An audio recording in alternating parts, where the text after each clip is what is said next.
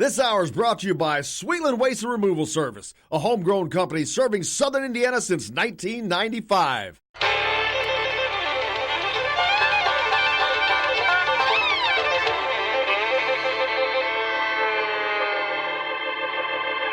Well, we're coming to your city.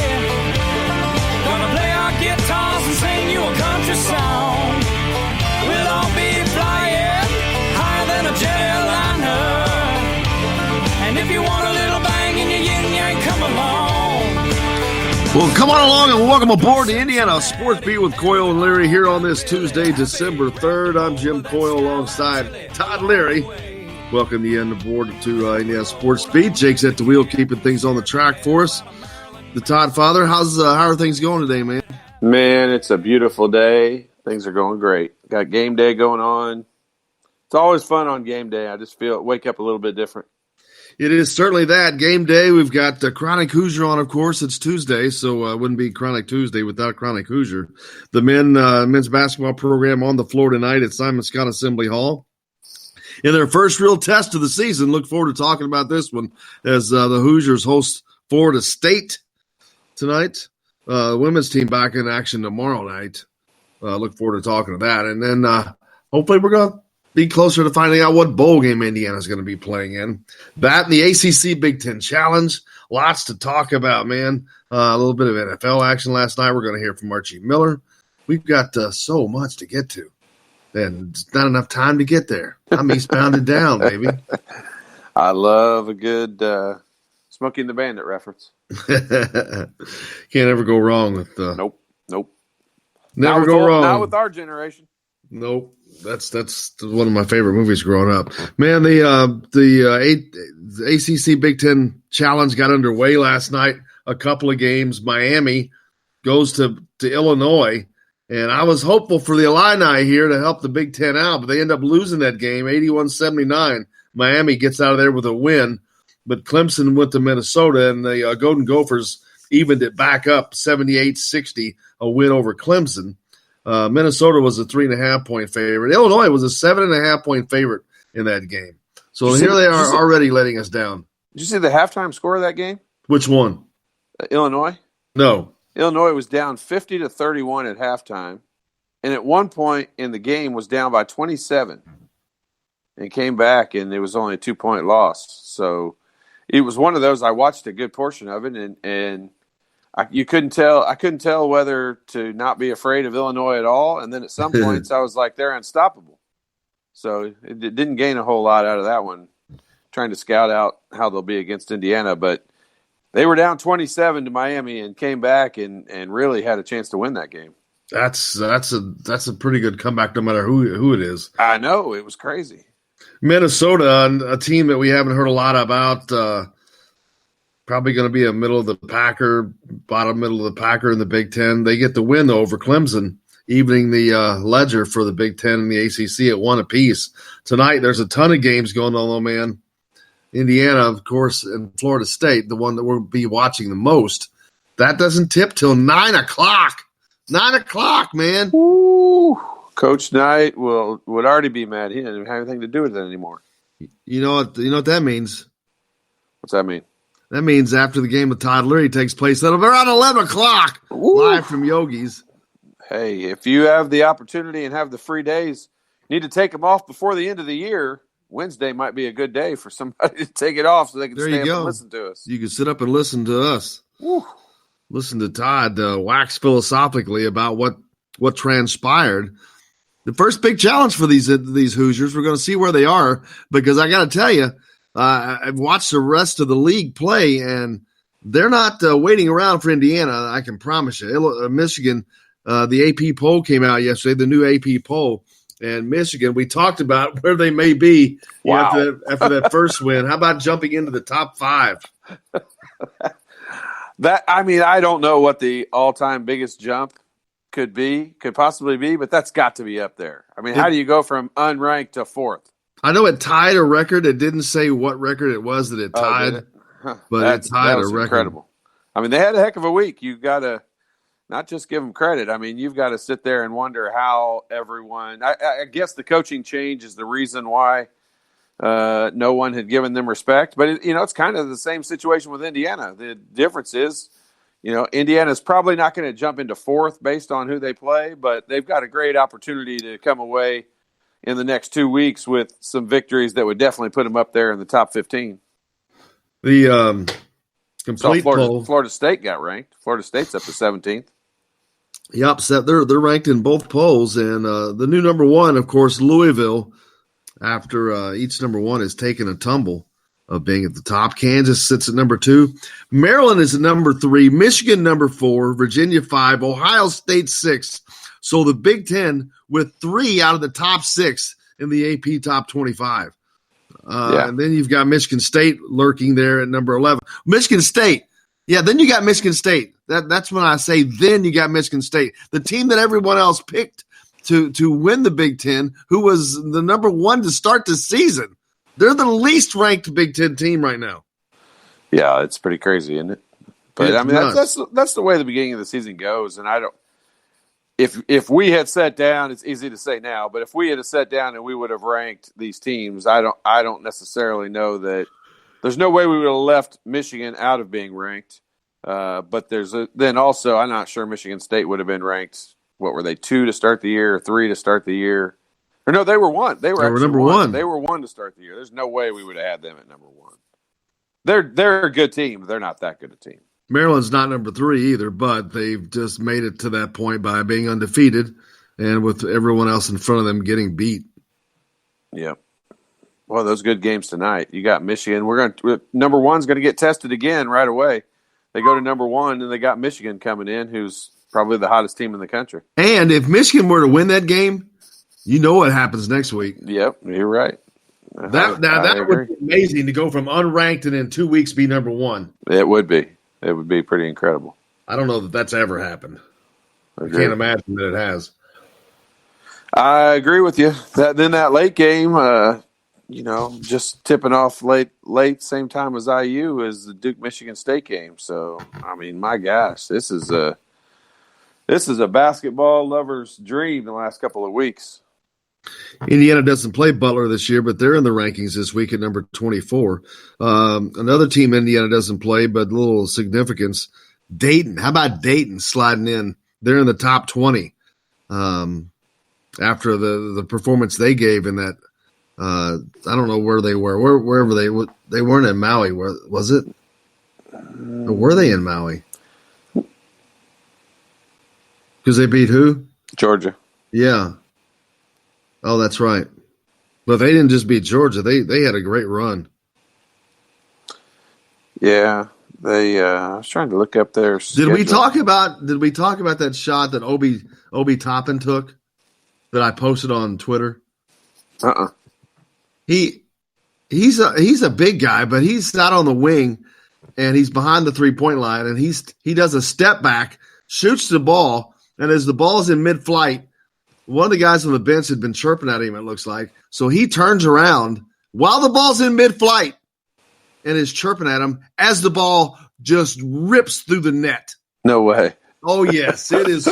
It's my favorite video of the year so far. I've done that a million times, but it's always been in a pickup game.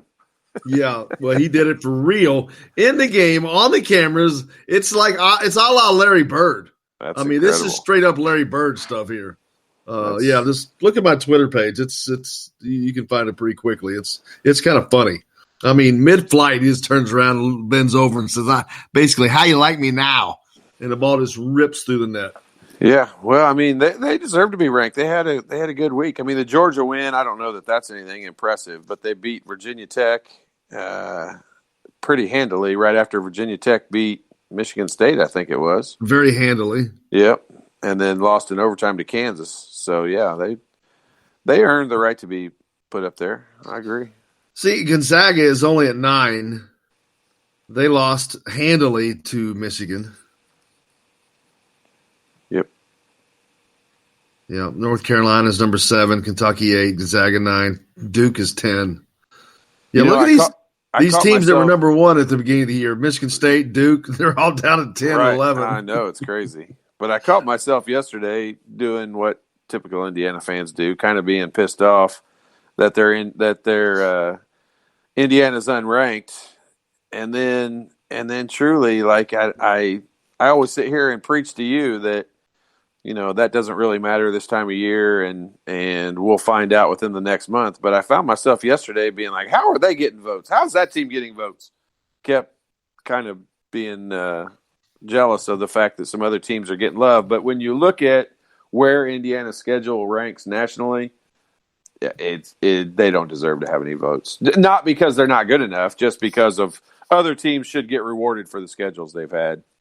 Well, that, and you don't know that they are good enough just because there's. Yeah, you don't know. I don't disagree, but I mean, you got some 2-loss teams in that top 25 ranking that. Yeah, I mean, I'm not necessarily sure. Oh, there's no doubt. There's no doubt that there's people in places that they don't deserve to be. That always is the case. Football poll, basketball poll, doesn't matter. Right. And that goes back to where there shouldn't be preseason polls. There should absolutely not be. There shouldn't be a poll for the first month if you want to be truthful about it. Yeah, but I mean, when you say shouldn't be, I mean, it's really just a guessing game anyway. I mean, exactly. But you don't have anything to guess on in the preseason. Football, you might have a better argument. When basketball comes around, they've got enough games and there's enough of a shakeout that goes on that it gets to where it probably should be. And so I don't mind it in basketball as much. In football, it's in past years, I think it's been more difficult to leapfrog some teams unless that team loses. And especially if they have a name on their chest like Alabama.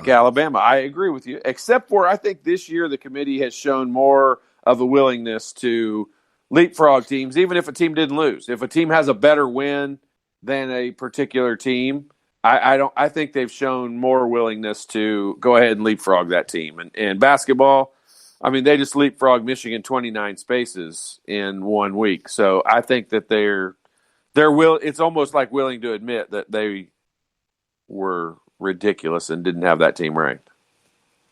Yeah, it was ridiculous. Well, and again, though, who knew? I mean, in the beginning, it's based off of a lot of it's based off of last year, what they had last year, what they had coming back last year, and then when you throw coaching changes into it, like Michigan had. But see, although that did not bother Ohio State in the football any, and they had a coaching change because that's the one thing that kept coming up in the beginning of the season when people thought Indiana had a chance against Ohio State. Well, they've got this coaching change, and we'll see how that goes. Yeah, that really hurt them. Yeah, I agree with you, but when you look at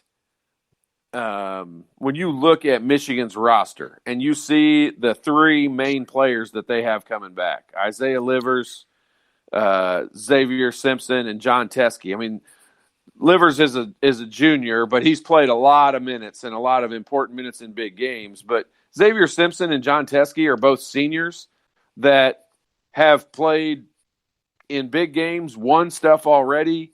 They're coming back as seniors. I mean, how that team goes unranked is probably one of the biggest oversights, and I'm not just saying that because of the big wins they had last year. You watch them play, and they already look like a team that has all those seniors out there on the floor and have played together for a long time. So it's just I don't understand how that was an oversight. That's crazy, but it's easy to say now when they've had those big wins. Well, for the Indiana fans that are complaining that Indiana's not ranked, which they don't deserve to be ranked, I can tell you that. That's why they're not ranked. But anyway, if they get through this Florida State game, they're not going to be ranked yet because they only got a couple of votes, but they will get a ton more votes. They'll probably be one win away from being ranked if they can get past Florida State, I think. Yeah, I disagree on that. If they beat Florida State, they'll be ranked. I don't think there'll be any question. They'll get ranked right now. I mean, they're receiving some votes, whatever, but that doesn't really mean anything. If they beat a ranked team right now and beat them and then go to Wisconsin and win. Now you're adding other things to it. I said just off of this win.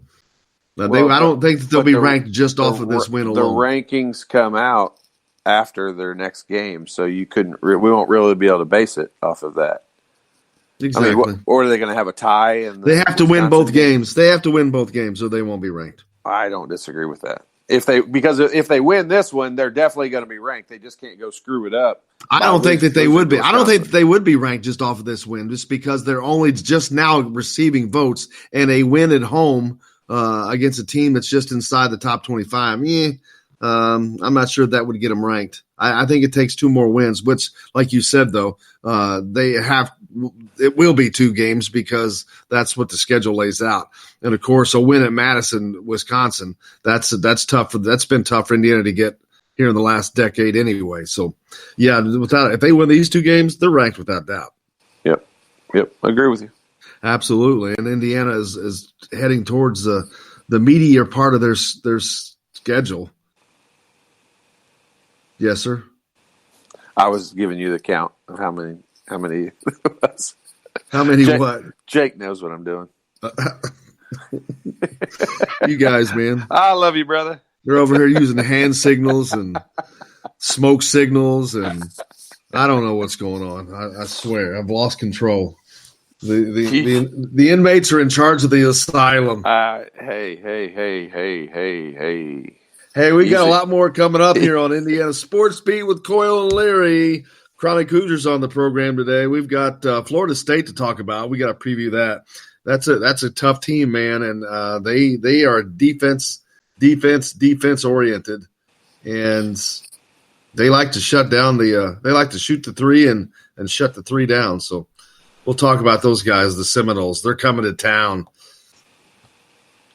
Plenty more coming back from the Golf Club at Eagle Point Studios. Indiana Sports Beat back with more right after this. It felt good to be out of the rain. In the desert, you can't remember your name, 'cause there ain't no one for to give you no pain. Hello, everybody. Jim Coyle from Indiana Sports Beat. When I'm not covering the Hoosiers, you can find me at Bubba's 33 in Clarksville, located on the northeast corner of I-65 at Veterans Parkway. Bubba's 33 has hand-tossed pizzas, bold burgers, and ice-cold beer from a select list of local craft brewers. An incredible food selection, all made fresh daily. Whether you're meeting the team for that post-win meal in the family dining area or meeting friends for happy hour to watch the game on one of Bubba's 50 TVs. Bubba's 33 in Clarksville. Pizza, burgers, beer. We all want a winning smile for those championship photos, and that's exactly what you will get at Reynolds Family Dentistry in Sellersburg. Reynolds Family Dentistry has been serving the dental needs of Hoosier families for over 30 years. Let Doctors Roger and Jay Reynolds take care of your family. Just off of I-65 at 809 South Indiana Avenue in Sellersburg. Call 812-246-3368. That's Reynolds Family Dentistry, 812-246-3368.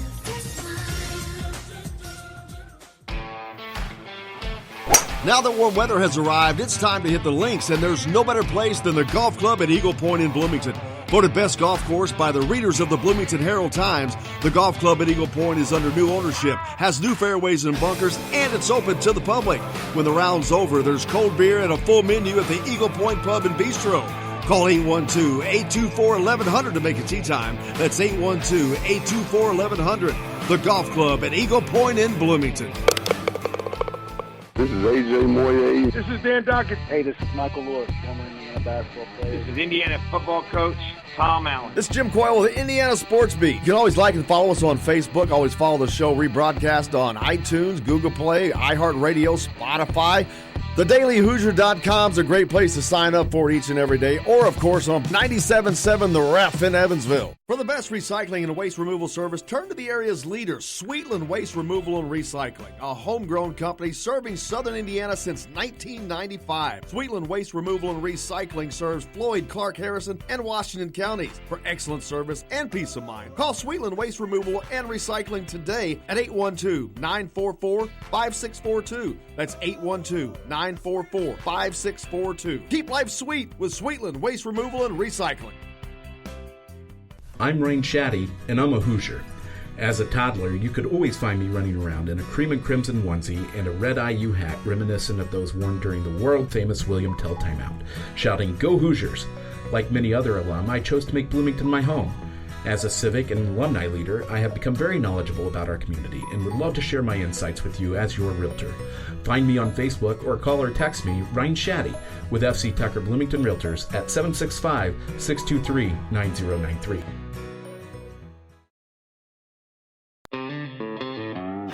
This is former IU basketball player Derek Elson. Follow the Hoosiers on Indiana Sports Beat Radio.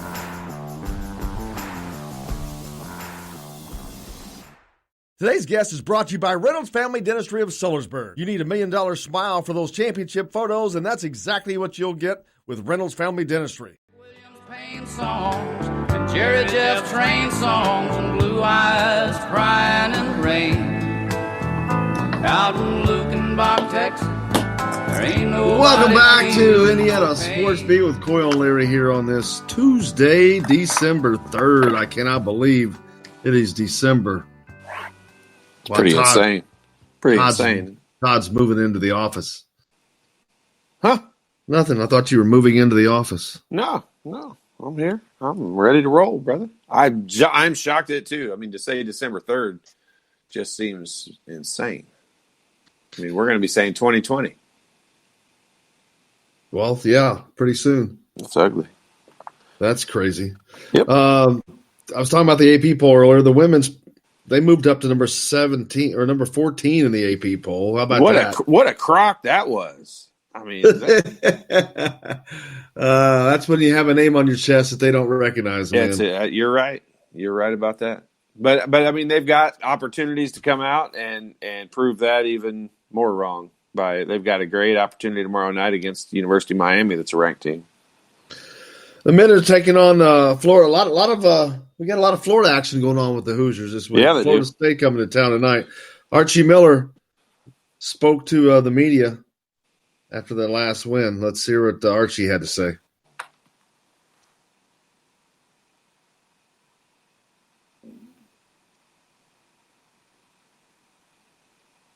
Hey, Jake.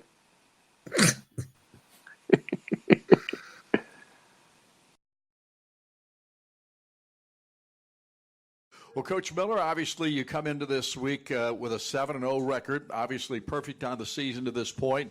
Your last two ball games, Louisiana Tech and South Dakota State, you win each of them, but I listened to your post-game press conference with Greg Murray after the ball game, and you did not sound all that pleased after Saturday's contest because of some mistakes. Well, I think, the big thing is you're trying to get better, and, you're trying to play through different waves of people. Regardless of the score, you want to continue to execute and do what you're supposed to be doing. And I think that the big thing for our team in the last three halves, we haven't taken care of the ball, and that's going to be a setup for disaster as you get ready to play Florida State or you get ready to go on the road. You have to take care of the ball, and we're trying to get back to obviously doing a better job with our decision making and bringing it out in film and doing whatnot. But we just way too many different type of guys. So that was the one thing that's just coming out of our last two games a little disappointing, is not taking care of the ball. We've done some other things really well. I think we've improved defensively over the course of the weeks as they've continued to go. We've continued to rebound the ball pretty well, and we've had a lot of different guys contribute. But for us, we're always on a quest to say, when you play your best opponent on the biggest night, can you be at your best? And that's what we're, heading towards tomorrow night. Coach, when you look – there was Archie Miller talking in Archieism. What do you mean by that? What do you mean by that? Archie is, I don't know, sometimes you think he's being truthful about the team. Other times, I'm not sure what he's saying, to be honest with you. I mean, yes, I think he's got coach speak, and I don't know that it's truthful about the team. I mean, coaches in general, I think a lot of coaches, most coaches, just try to give you as bare minimum as possible, and I definitely think he fits in that category. But in all reality, it's his job to get the team playing well. It's not necessarily his job to come out and be a great speaker and make us all feel good about what he's saying. I don't care if he makes us feel good about what he says. Just tell us, what's really going on. Number one, and actually that is part of their job now, because they make a bulk of their income off of the media portion of their salary. So it's their job to be there and do those engagements. I agree with you, but it's not necessarily his job to, break down exactly what's going on. I mean, no one ever questioned Bob Knight when he did. I mean, he wasn't telling you. Half the time he was sitting there making funny faces and slamming phones on the table. I mean, absolutely. So, I mean, people who want to pick on coaches for stuff, I mean, they figure out whatever opportunity they have to do so. Jake has redesigned the studio. It's weird looking at it. I figured he got married because now all of a sudden he's got decorations everywhere and I brought my brand new laser cutter in here, so I had to move stuff around. Laser cutter. What are you going to do with the laser cutter? What are you cutting? Just all kinds of stuff. Anything I can. Oh wow, we just got some. Is he Austin Powers now? We got like a new toy. We got a new toy. Oh, Austin Powers. He's got a laser. Are you going to hold the world hostage for $1 million? Might hold the show hostage. You're not going to get $1 million. I can promise you that. Your sights better be shot a lot lower. Yeah. Well, a whole lot lower. It looks good, buddy. I like it. Appreciate it. I did it for you guys. Man, so now high school football's over. There's a subject that came up. Well, we need to talk about Florida State, so we'll wait to the next segment to talk about this. But I want to talk about the shot clock in high school basketball. I think it's time. I think it's time for a shot clock in high school basketball, which purists are going to go nuts because they're still trying to get over class basketball, which I'm not agreeing with. I don't think that a state like Indiana, you can have a single class, and that's a whole other question. But we're going to talk about shot clock anyway later. But Florida State right now is who we're going to talk about as Indiana takes on the Seminoles tonight in the ACC Big Ten Challenge. This is a team that is going to look to slow things down for Indiana. They have done their best work, Todd, by keeping teams under 40% shooting, and they've won their games by doing that, and they've lost once so far. This is a team that's got wins over Purdue, over Tennessee. So this is a solid team. Indiana, as a series, has a 4-0 lead in this, but they haven't played since 1992, so that really doesn't mean jack when it comes to this. This is a talented team, and they look to force turnovers, and they're experienced, and they've got a veteran team. Yeah, they really do, and you're exactly right. They make their living off of making it very difficult on the opponents to score, and they don't allow transition baskets, which is it's kind of always been a staple of Leonard Hamilton teams. Is they would rather win a game 65-60 rather than it be a track meet going up and down the court in the high 70s and 80s. And, Indiana's been a team that's proven, I think, that they're more comfortable and they play a little bit better in the transition. However, if you go back and study Archie Miller's teams at Dayton and the way that they always won, I mean, they won playing very similarly to what Leonard Hamilton's Florida State team does in winning games, 65-57 versus a track meet up and down the field or court. So, it's going to be a different type game. I think the real difference, I don't know, there'll be some early shots in the shot clock. It's not like they're going to come down like Virginia and literally try to milk the clock to 25 seconds every single time. But there'll be some transitions. They're going to try to turn Indiana over, and when they do, they'll go down and try to score right away. I think a lot of the issue with why Florida State doesn't score a lot of points is because they're not great offensively either. And they generally don't have shooters that can stand out there and make a bunch of shots. So they're a team that, that I think that they also rely on the transition and the easy baskets themselves in order to put up big points. And I agree with you. I think this will be a low scoring game, but it won't be because they're kind of holding it. It'll be because that Florida State's pretty good defensively and they don't give up transition baskets very easily. Well, another important thing is to look at is Indiana has been without the bulk of their backcourt, especially together up till now, with Rob Finney not playing much at all, Devontae Green playing unlimited minutes.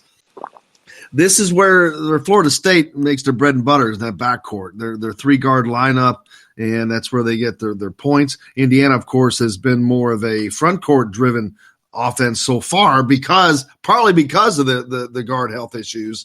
But that's going to be a matchup for us to watch as well. Trace Jackson Davis, he's had a great season thus far. We've talked about his multiple doubles, his ability to get to the free throw line. So this is going to be a different this is going to be two different teams or styles playing each other tonight. Indiana is kind of a mix of those two, but it's definitely they want to get up and down the floor a little bit, where Florida State wants to slow it down. Florida State gets most of their production from the backcourt. Indiana right now from the front court. So it's just going to be a combination of different styles clashing tonight, and see which one comes out ahead. Although Indiana has been behind because they haven't had their main guys, but although the ones they do have, they've all been playing, so it's not from a lack of playing time. Yeah, and the question marks, I think the first thing a lot of, especially us in the media, will be looking at as soon as we come in will be to see if Rob Phinissee's dressed and warming up. And I think that's a big question mark. You know what? Florida State puts kind of, I'm going to call it token pressure on the ball, and that's not really to steal the ball. They're not running a full court press to because they think they're going to get a bunch of steals and go lay it in. They're doing it to disrupt your offense and how you get started. And they love doing that against teams that run a lot of sets and plays, which is most teams in the country right now. And Indiana is no different than that. And if they can disrupt the timing of when you get to run, the beginning of your offense, that's really their goal. And so that token pressure is going to be so that Indiana doesn't get to start their offense until, half the shot clock's almost gone already. And that first ball screen will come in the 15 to 18 second mark versus, if Indiana gets to run it down the floor, and even if they don't get an easy basket, they'll pull it out and they'll start running that play with, 24, 23 seconds on the shot clock.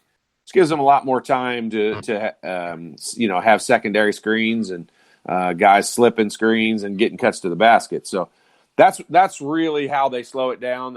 Florida State, that's really what they're really trying to do. You'll see token pressure throughout the ball game. They don't start in it. They didn't start in it against Purdue the other night, but it didn't take very long before they were just trying to disrupt what Purdue wanted to do, and it worked. Purdue did not look comfortable in the half-court offense.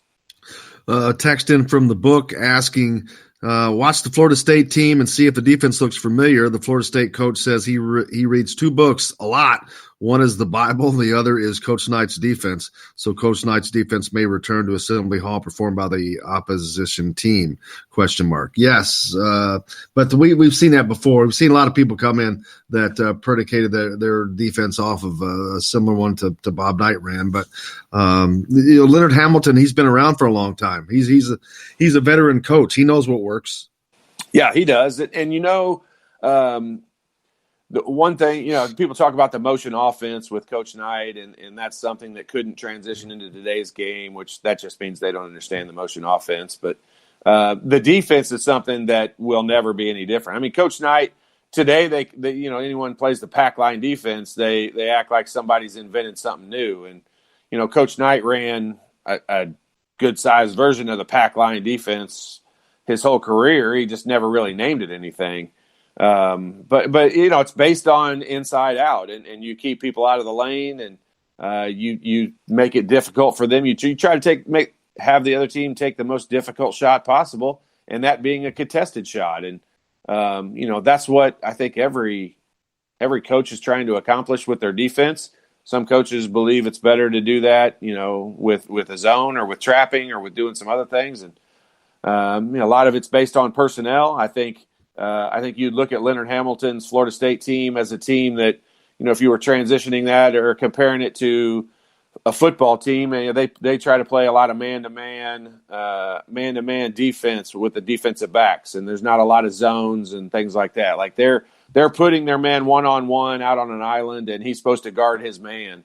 That's pretty similar to the way Coach Knight was. Help defense is always going to be there for you, so you know where to send guys and where to force them that's the most difficult for them to score. And I think a lot of coaches try to emulate that and try to do that. there's some rules that Coach Knight had that defensively that kind of, as a player, once you learned those, it made the defense fairly easy to understand. It didn't make it that easy to play, but it made it easy to understand. And the one thing that we've seen, though, Indiana, if they've had any problems defensively, it has been out on the perimeter somewhat this year, and Florida State is going to test that to the max. That is where they like to put pressure on opposition teams. Yeah, I mean, Indiana's going to have to take care of the basketball. I think the 19 and 18 turnovers in the last two games, turnovers has not been an issue. It's not been a topic that's needed to be discussed after many ball games because Indiana has done a great job taking care of it up till the last two ball games. I think the Louisiana Tech game, I don't want to say it was expected, but the first half they did well. Only had 6 turnovers in the first half of that game. Louisiana Tech is a team that's turning people over almost 20 times a game. And so once it got to 18, I think in that game, the second half wasn't great, but for the most part in this early season, Indiana has done a good job taking care of the basketball. Tonight's going to be the biggest test for that because they've got big physical guards that shoot the passing lane, and they're always trying to steal the ball and go down and score in a hurry. Yeah, Florida State has turned the opposition over 147 times in 8 games. That's a lot. Yeah, it is a lot. That's a lot. That's double digit. That's they're averaging double digit, forcing their opponent into double digit turnovers. Yeah, and that's where they score their easy baskets. I mean, the funny part is if you don't watch their games and you only watch like the highlights of their games, almost all of the highlights are some type of fast break dunk or basket off of a turnover. And so obviously you can tell that's a focus of they don't score that many points. And so they try to get some easy baskets off of turnovers as quick as possible. You won't, for a team that doesn't score that much, you won't see them, get a steal and walk it up the floor very often. If they get a steal, they're going to try to jam it down your throat and go get a foul and go get to the free throw line or go score a basket. And so it won't look like they're trying to slow it down. Where they slow it down is on their defensive end. They try to get you to take, more than 20 seconds per possession to get a shot off. And they want to force you into a bad shot because I talked about it earlier, keeping their opponents under 40% shooting, which they're averaging 35%, while they're shooting 45% from the field. That's going to win you a lot of games if you can keep that down. If you can do that defensively, you can keep the team from scoring. It's kind of funny. One of this, they have a lot of stats listed in their the bio that they sent out. One, if I can find it quickly again, it was kind of hilarious. Basically, it said when they're 7-0 when outscoring their opponent. Yeah, that's true. That's true. That one game they didn't, they lost. Exactly. So I'm like, well, yeah, you got me on that one. Yeah, for sure. But they've got 3 good wins. I mean, they beat Florida when Florida was ranked number 6 in the country. They beat Tennessee, and who's a really good team, and they beat Purdue, who's a really good team. So, they've got 3 quality wins. This is not going to be, I talked about it yesterday. They're not going to be awed by walking into Assembly Hall. Now, they're going to, and most of them have never played here. They've seen it on TV since they were children. So they're going to look at this as kind of a cool place to go and an opportunity. And, they'll talk about they played in Assembly Hall. Later in their life, they'll talk about that fact. And so it's a little bit of a bigger game for them. However, they're not going to walk in here and it's not going to scare them. They're not going to yell hickory when they walk in the door because they've never seen a building this big before. Hickory. Never gets old. There's always a good Hoosiers reference. Exactly. 3-point shooting is something they also don't do particularly well. They're 50 of 158 on the season. That's only 31%. But their opponents, they've held to 27% behind the arc. That is gigantic. Yeah, that's the big stat on that one. Florida State has never been a really good shooting team. I mean, it's just kind of they recruit players. They recruit athletes, I think, more than they do, traditional skilled basketball players, and so they try to teach players how to become better shooters. So they've never been a team that stood out there and knocked shots down. Now, it seems like every time I say that, a team makes 13 or 15 threes in a game. So I hesitate to make too big a deal about that, but I don't think it shocks anyone that Florida State's been a pretty poor 3-point shooting team. They always are. Well, basically, and we're talking about a team that makes their bread and butter on defense. I mean, their offense comes off of defense, but their whole game plan is to stop you and to slow you down, and then just to take care of things that they need to take care of on their end. But stopping you is the big thing, and that means putting a lot of pressure, on-ball pressure, defensively, and that's something that Indiana hasn't really seen this year. And again, we talked about this. We have not seen their quote-unquote lineup that we expect to see. So I'm not sure how the pressure is going to affect this team. It could be a very, very difficult time for Indiana tonight. It could be. I don't expect it to be. I mean, Indiana, I think they've made a point in the last few days about the turnovers. But you're right. That's going to be something Florida State will try to exploit. Hey, I don't want to say it's going to be an easy preparation game for Archie Miller and his staff, but Florida State plays an awful lot like Archie Miller's Dayton teams used to play, like a lot like them. And they try to win games in almost exactly the same fashion. So he understands what they're trying to accomplish. He understands what they're doing. It's a matter of him understanding it is one thing. Getting the guys to understand how to play against it is another. But I don't think we're going to be shocked by I don't think Indiana players are not going to know how Florida State's going to approach this game and come at them, because they play an awful lot like Archie's Dayton teams used to play. And we'll certainly talk about that. We got a lot more to get to. Chronic Hoosiers going to be on the program. We're going to talk about a shot clock in high school basketball. Well, that would be a shocker for Hoosiers. But plenty more to get to here on Indiana Sports Beat with Coyle and Leary. We're back to the golf club at Eagle Point Studios with all that and more right after this.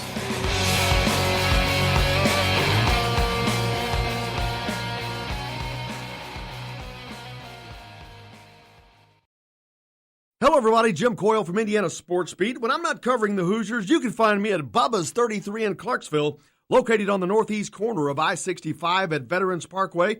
Bubba's 33 has hand-tossed pizzas, bold burgers, and ice-cold beer from a select list of local craft brewers.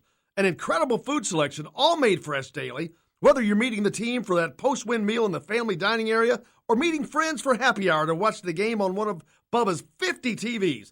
Bubba's 33 in Clarksville. Pizza, burgers, beer. We all want a winning smile for those championship photos, and that's exactly what you will get at Reynolds Family Dentistry in Sellersburg. Reynolds Family Dentistry has been serving the dental needs of Hoosier families for over 30 years. Let Doctors Roger and Jay Reynolds take care of your family. Just off of I-65 at 809 South Indiana Avenue in Sellersburg. Call 812-246-3368. That's Reynolds Family Dentistry, 812-246-3368.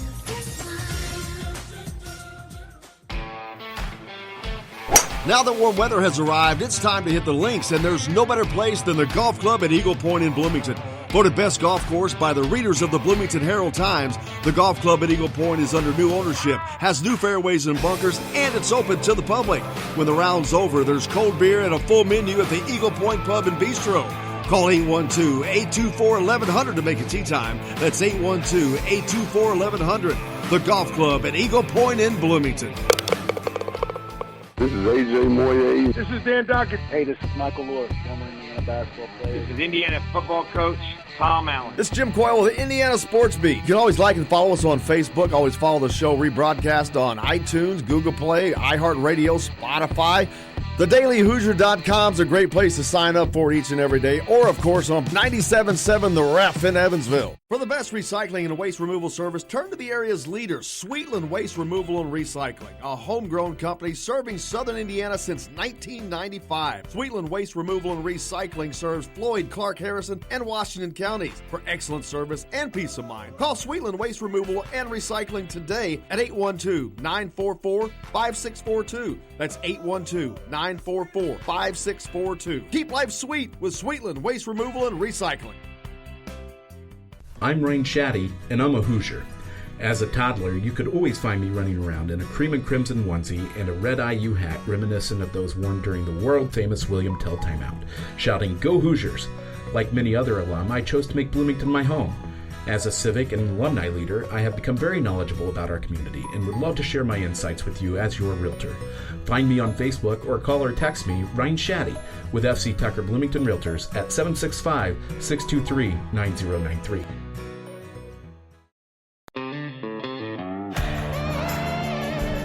Hi, this is AJ Moye, and you're listening to Indiana Sports Beat with Jim Coyle.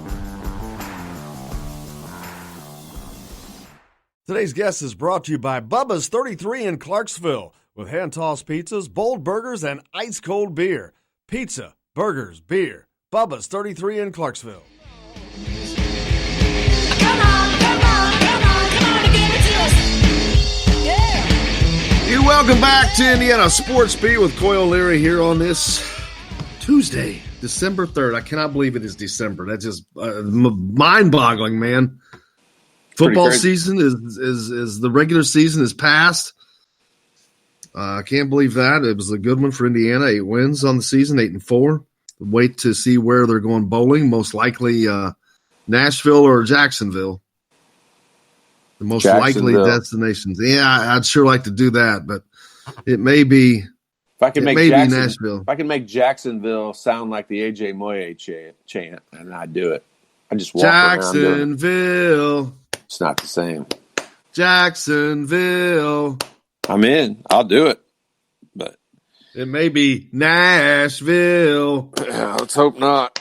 That's a very good possibility. That warmth just sounds really enticing. Well, it does if it's going to be warm, but you never know. I have some friends who just got back from there, and it was not the case. Really? Yeah. I mean, not from Jacksonville, but just down on the Panhandle. Destin, Florida last week, where Purdue looked like they were playing. I saw those guys out on the beach. Looked like it was pretty darn warm. Yeah, it'd be nice. Yes, it would. High school basketball. I talked about this earlier. You got a son that plays now still up at Carmel, but I noticed some scores, and it's not like this is new, but scores that are like 30-something to 30-something. And to me, that is just ridiculously low. Even at the high school level, but like at a 4A level, I'm like, come on, guys, why are you not scoring a little more? Is it time for a shot clock in high school basketball? Time? No. The time was like 20 years ago when that should have happened. But in typical IHSAA fashion, they're going to be 7,000 years behind the times of when something should have happened. But yes, high school basketball is what they do without having a shot clock is they create it so that it's a coach's game, so that coaches have to set up a system. And I don't blame them because the way the system is, they're coaching the way they probably should to win basketball games. So they get fired if they don't win. And all they're doing is this is like auditions for basketball coaches. It's not allowing the players to get out there and display their talents because college basketball has a shot clock, NBA, but every other level of basketball has a shot clock. How in the world would they think it doesn't make sense to have a shot clock in high school? I mean, these games are so boring. When a team gets a lead, I mean, I'm telling you, if I got an 8-point lead in the third quarter of a game in high school, I can assure you my team wouldn't lose because we might not take 2 more shots. 10 states require the use of a shot clock of 30 seconds or 35 seconds in high school. California, Maryland, Massachusetts, Michigan, New York, North Dakota, Rhode Island, South Dakota, Texas, and Washington. So there you go. Those are the states that actually have it. Indiana is a state, of course, that is slow to do anything. There's people are still clamoring about the class basketball. And, yeah, I'll be honest with you, from a nostalgic point, that's great. But let's be honest. You can't have these single-A teams playing against Carmel with 5,000 students, and when they've got 100 students, there are schools that are that small, and it just doesn't work. I completely disagree with you. It's a totally different topic. One is the game itself, and that is, that's the shot clock issue. A lot of these kids want to move on and play at the next level, and high school basketball doesn't prepare you for that anymore. Quite frankly, that's why AAU has taken over. And that one rule change, in all reality, that one rule change of adding the shot clock could bring high school basketball back into where it's relevant when it comes to guys getting recruited. Right now, high school basketball has zero relevance when it comes to a person being recruited because college coaches know. I mean, you could very easily have the leading scorer on a team average 12 points a game. And that's because their whole team in general scores 35 to 40 points. So, that part of the rule change, in my opinion, would be better for everyone involved. And high school basketball won't have any relevance when it comes to recruiting until they make that change. Now, the class system is just different because when what you're saying is, a really small school playing against a Carmel or a North Central or Ben Davis or Warren or somebody like that who has, thousands and thousands more kids than what that school has. The difference being they wouldn't play at that level until they got to the semi-state or the state tournament. And those schools, it used to make their year, and they talk about winning sectionals and getting to a regional, and that used to be a big deal. Now it's a foregone conclusion. If they lose in the sectional, it's a catastrophe, and their season is ruined. It used to be if they won a sectional, they would talk about that team for 40 years in that small town, and that's what made it cool. That's what made it awesome. And the movie Hoosiers would not exist, and we all talk about how cool that is. It doesn't exist if there's class basketball. I agree. It just, but that's a different time, and it's a different time now. And sports have changed. Sports have become so one sport dominant, where kids that normally used to play all three sports all year round, we'd go from football to basketball to baseball or track, whatever the case was.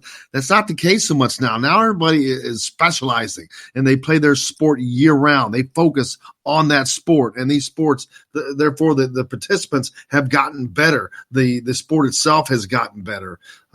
So I agree. Everything you just said is absolutely true, but that has nothing to do with whether there should be class basketball or not class basketball, because it used to be, take Corridon or Borden. What are those schools down there by you? Take Silver Creek, schools like that. I'm in Bloomington, by the way. I know, but where you grew up. I mean, you take those small schools like that, and it used to be a huge deal for them to win the sectional. And now it's still a huge deal when they win the sectional. Bull crap. Oh, now baloney. they win the sectional like 7 out of 8 years because they play in a sectional. That's because they never could win a sectional before. They couldn't beat Floyd Central. They couldn't beat New Albany. They couldn't beat Jeffersonville. It's no big deal for them to win their sectional nowadays because they never won one before. Of course, it's still a big deal. They never won before. They couldn't win. So now they at least have a chance to win against these other schools that are of similar size and whatnot. They have a shot. I bet you had a room full of ribbons growing up too. No, I did not. I grew up and I went to ribbons. No, I'm just smart enough to be able to look at the situation and see it's not smart what's enough. what. It's your opinion. You can't say it's smart enough. It's just your opinion. It's just my opinion. I'm not saying I'm smarter than you because I think they should have class basketball. I'm telling you, as an athlete, I want to play against the best talent. And when you go win the 2A basketball championship, you have no idea how good your team really is. Exactly. No idea how good they really are. You want to play against the best talent. So, and that best talent is going to come from a higher end school. If you're at a Carmel, it's not going to come from some 1A school. It's just not. Okay, so when you win, here's the thing. I won the state championship when I was a senior. I can legit say we were the best team in the state. Okay? Exactly. You take the 2A champion last year, they can't say shit. Excuse my language. Sorry about that. They can't say crap about being the best team in the state. They can't. They just absolutely they can say, hey, we beat all the teams that we played.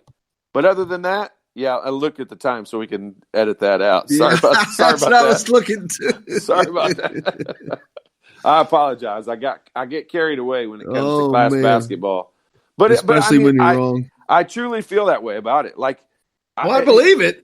I believe it, but you came from the higher end. I promise you, had you played in a 1A or a 2A school, your outlook would be completely different. No, it didn't.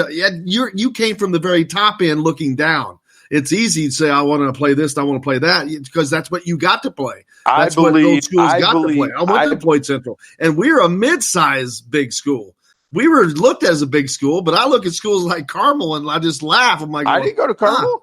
I know. I'm just saying. Mid-size. My school was probably the same size as yours. I mean, I had 1,600 kids in my school. How many did you have? Yeah, about the same. Yeah. So I mean, I didn't come from Carmel.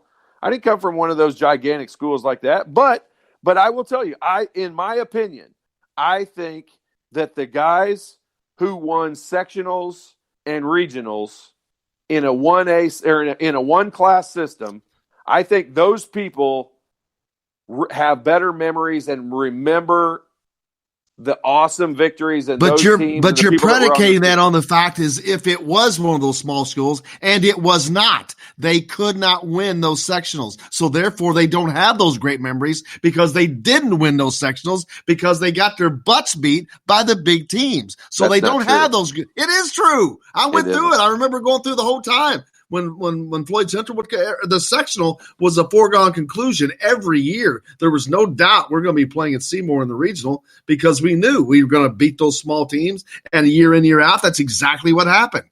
Lanesville, Corden, all those smaller teams that was down there, they got fed into the Floyd Central sectional and they got slapped out year in, year out. So I promise you, they're much more happier having an opportunity where they could potentially win because that was not the case back then. And in 8-year-old soccer, when everybody gets a participation ribbon, this ain't that. Everybody's happier. Everybody's happier because they all got participation ribbon. Everybody's happier, but nobody's coming out of that more competitive and understanding that their goal when they go out in a year is to go beat that big school. That's why they work hard. They know they don't have to work hard anymore because they're going to play a bunch of little tiny schools that they know they could beat. That's not true. They're playing the school the same size that they are, that they have to work harder than to beat. Boy, I love having you on. I love it because you're always wrong. I love it. I've got a good idea. How about you move to Kentucky and you can play in their stupid system that they have down there and play against all the little hillbilly county schools that are down there. They don't have the schools. Right in. They don't have the schools like Indiana, number one. They certainly don't have the talent that Indiana produces, number two. So that's a whole different. That is a single A situation. They're a single A. They don't. That's a whole different scenario. We got to get out of here. We got to hit a break. We got a lot more coming up. A lot more arguing. A lot more discussion. Looking forward to it. You're listening to Indiana Sports Beat with Coyle and Leary here on this Tuesday, December 3rd. Chronic Hoosiers going to join us in the next hour as well. Stay tuned. We're back with more from the Golf Club at Eagle Point Studios right after this.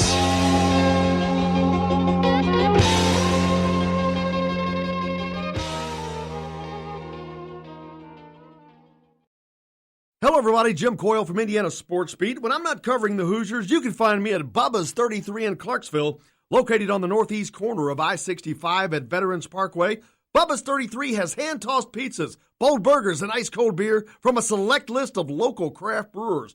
An incredible food selection, all made fresh daily. Whether you're meeting the team for that post-win meal in the family dining area or meeting friends for happy hour to watch the game on one of Bubba's 50 TVs. Bubba's 33 in Clarksville. Pizza, burgers, beer. We all want a winning smile for those championship photos, and that's exactly what you will get at Reynolds Family Dentistry in Sellersburg. Reynolds Family Dentistry has been serving the dental needs of Hoosier families for over 30 years. Let Doctors Roger and Jay Reynolds take care of your family. Just off of I-65 at 809 South Indiana Avenue in Sellersburg. Call 812-246-3368. That's Reynolds Family Dentistry, 812-246-3368.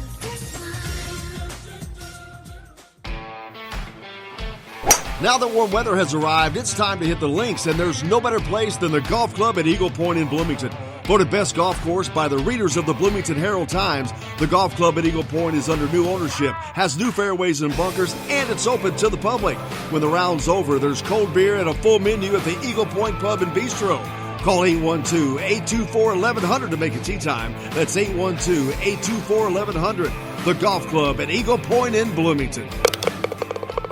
This is A.J. Moyer. This is Dan Dockett. Hey, this is Michael Lord, former Indiana basketball player. This is Indiana football coach Tom Allen. This is Jim Coyle with Indiana Sports Beat. You can always like and follow us on Facebook. Always follow the show rebroadcast on iTunes, Google Play, iHeartRadio, Spotify. TheDailyHoosier.com is a great place to sign up for each and every day, or, of course, on 97.7 The Ref in Evansville. For the best recycling and waste removal service, turn to the area's leader, Sweetland Waste Removal and Recycling, a homegrown company serving southern Indiana since 1995. Sweetland Waste Removal and Recycling serves Floyd, Clark, Harrison, and Washington counties. For excellent service and peace of mind, call Sweetland Waste Removal and Recycling today at 812-944-5642. That's 812-944-5642. Keep life sweet with Sweetland Waste Removal and Recycling. I'm Rain Shaddy, and I'm a Hoosier. As a toddler, you could always find me running around in a cream and crimson onesie and a red IU hat reminiscent of those worn during the world-famous William Tell timeout, shouting, "Go Hoosiers!" Like many other alum, I chose to make Bloomington my home. As a civic and alumni leader, I have become very knowledgeable about our community and would love to share my insights with you as your realtor. Find me on Facebook or call or text me, Ryan Shaddy, with FC Tucker Bloomington Realtors at 765-623-9093. This is James Blackman Jr., former Indiana Hoosier. Make sure you're keeping up with the Hoosiers on Indiana Sports Beat.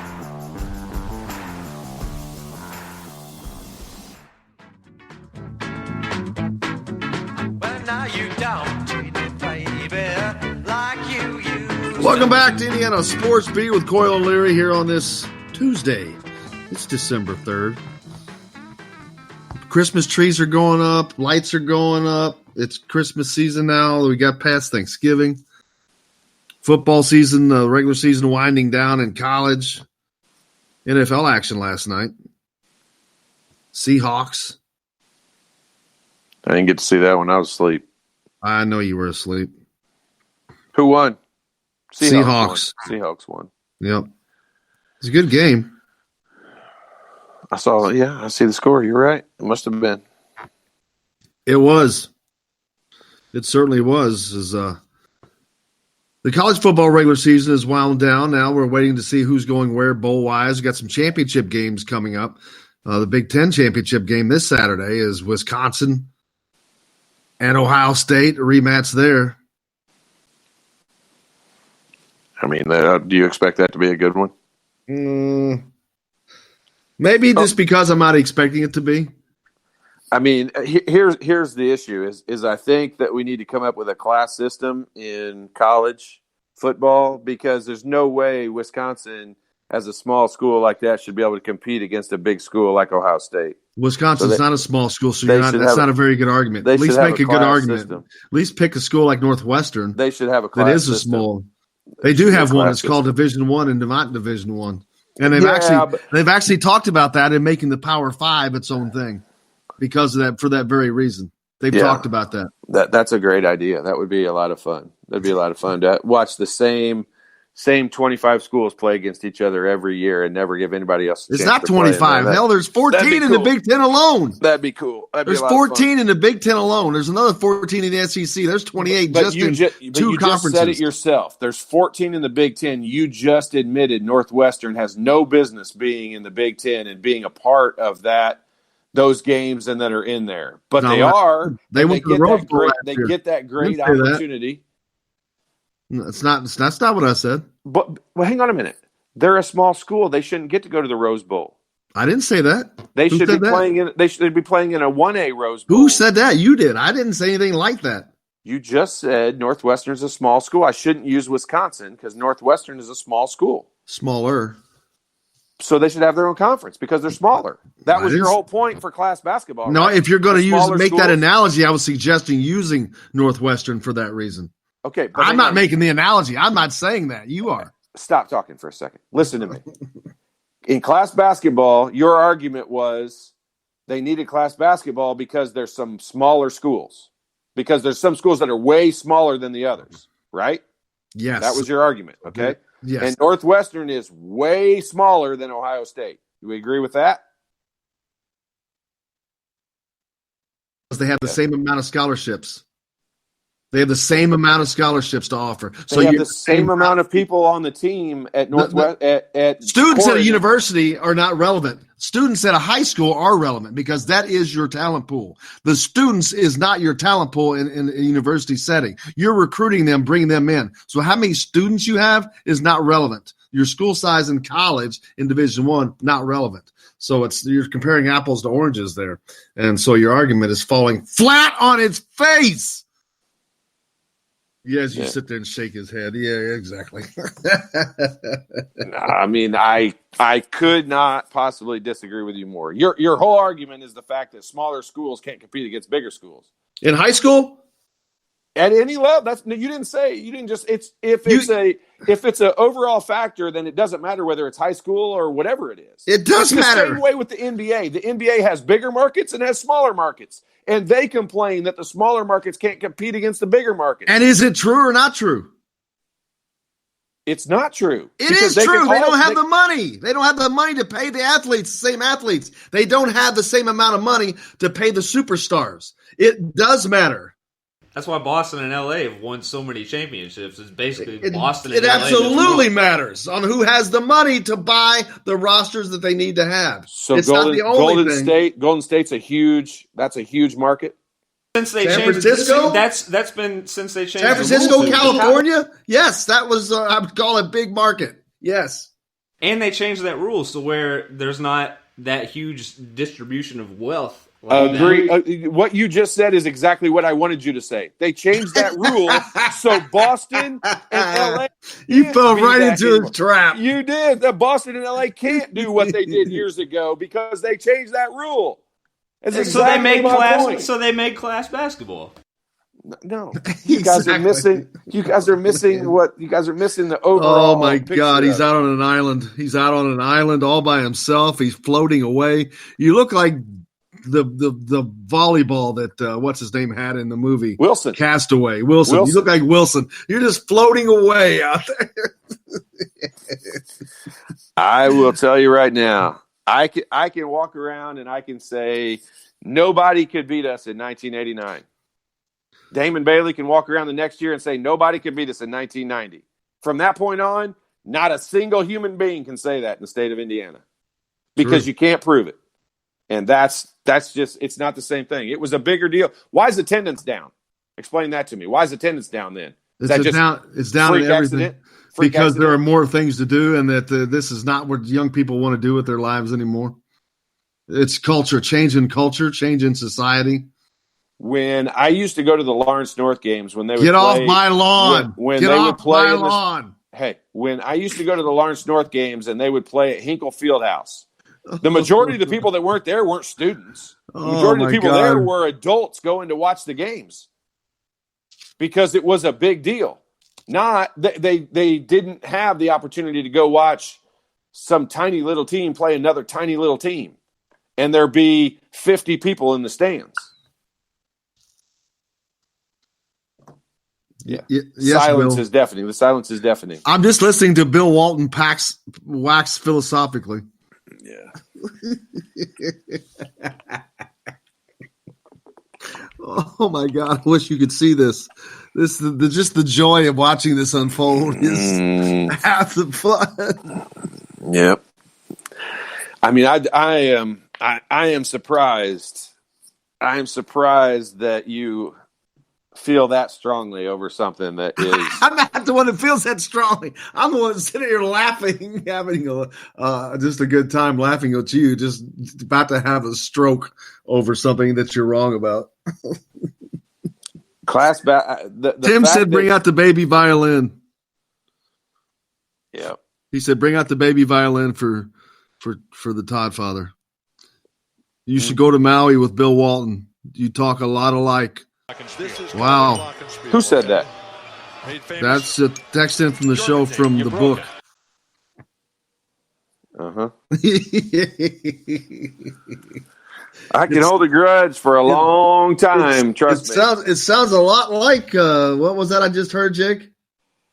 This is called a glockenspiel, okay? Made famous, the German name. You broke it. No, I didn't break it. It comes apart like that. That's how you transport it. No, I went to Temecula and brought you some dirt. That sounds a lot like what's going on there. It does not. Todd Walton. We should change your name to Todd Walton. We should make this the last show we ever did. Oh, man. It's been a fun day already, and it's only Tuesday. Holy cannolis. Chronic You Cougar brought up this topic. You know I'm passionate about the topic. You brought passionately it up, so wrong. You should have expected. It's not a right or wrong. It's an opinion. Oh, absolutely. It's not a right or wrong. I agree. You're absolutely an opinion that you're wrong about. That's four absolutelys, and we're only an hour and 15 minutes into it. Oh, man. Oh, I got to stop laughing. This has been too much of a fun day. Tonight, Indiana taking on Florida State at the Simon Scott Assembly Hall. It's a 9 o'clock tip. Man, that daggone late one. But that means after the game with Todd Leary, we'll just be coming to you a little bit later than normal, live from Yogi's. We'll be right there with you as always to recap the action. We will start right when that game's over. We will get started. That's going to be a late one. I promise you. Here's funny. Let me just ask your opinion. You always get to ask me my opinion of games, and since you've proven you have zero knowledge about basketball, what's your opinion of what will happen tonight? What do you think Indiana comes out? How do you think they come out of this game tonight? Give me a prediction. Are you asking me if I think they win or lose? Yeah, win, but also how they play. Like, will they control the game? Will they? Give me your prediction of what will happen tonight. Give me your 2A version of what will happen. Well, if they control the game, they're going to win the game. That's the difference on whether they do it or not. We have not seen them do that completely for an entire game for two halves. That's going to be the question mark. Can they do that for two halves? But that's what I'm asking you. Based on what you're asking me to predict them do something they haven't done yet. I don't know that they were ready to do it yet because they haven't shown us. They have not one time that they played a complete game this season. So am I predicting that tonight is the night they do that? I don't know. I don't know that they do that or not. Whether or not they win is predicated upon that. But can I predict that they do it? No, I can't, because number one, they haven't had their roster together. Maybe they will tonight, and maybe having that roster together leads to that. Let's certainly hope so. But I think that what we've seen from Trace Jackson Davis is legit, even though the talent level has not been as high yet. I think he's going to go through some growing pains when the competition does increase, but his talent level is what it is. You don't do the things he's doing now if you're not capable of it, because there's been plenty of people to play before that played a similar schedule and did not do what he's doing. So his talent level is legit. And I think it will translate. Now, is he going to get the help he needs from the perimeter? Indiana's going to have to not turn the ball over. I can't predict whether they do that or not. I don't know who they're going to have in there. They've shown that they're capable of doing it. They've shown that they have the talent to do this. They have the front court and the back court. And as a matter of fact, as an overall team, if they're in there at the same time, they're probably a better team than Florida State. But Florida State has been a complete team up to now, where Indiana has not had that luxury. So it's all whether or not Indiana can have that complete team and play together. If they can do that, I think Indiana wins that game. What political office is it you're running for? Because you just danced around the whole question of what do you think the outcome of the game will be tonight? I don't want a bunch of what ifs. What if Indiana scores more points than Florida State? Will they win? That's generally how it goes. That's what I'm asking you. Like, what will happen tonight? I think Indiana will score more points than Florida State. You think Indiana wins tonight? I think Indiana wins a close game. I like it. That's what I wanted you to say. Now you've picked a side. That a boy. I'm just shaking my head. I'm just sitting here shaking my head. I agree with you. I think Indiana will win tonight, and I think Indiana will look good tonight. I think this is the opportunity they've been waiting for. I'm not going to make excuses for the fact that they played horribly in the last game. I didn't want to watch South Dakota State play any more than I think they wanted to be out there on the floor playing against South Dakota State. I think they're tired of playing against opponents that aren't any good and they know they're going to beat. And I think that they are excited. They will be excited about this game, and I think we'll see a different Indiana team, see a sharper Indiana team tonight than what we've seen. Having not started Devontae Green up till now, is this something? I bet he doesn't start tonight either. Is this something that he's, instead of starting him, he's just leaving him to play his minutes at the end of the half, at the end of the game? I'm going to say this, and I have no inside information. So trust me, this is just me saying this. But there are some coaches and there are some people in the world that are just insanely superstitious about some things. And I honestly believe that there's a possibility that Archie's just starting the same lineup because it's won every game so far. But this is not going to continue throughout the season. Because they won't stay undefeated throughout the season, so he won't have to. But I truly believe, and I do believe Archie feels the same way about this. It does not matter who starts a basketball game. Right. There are some players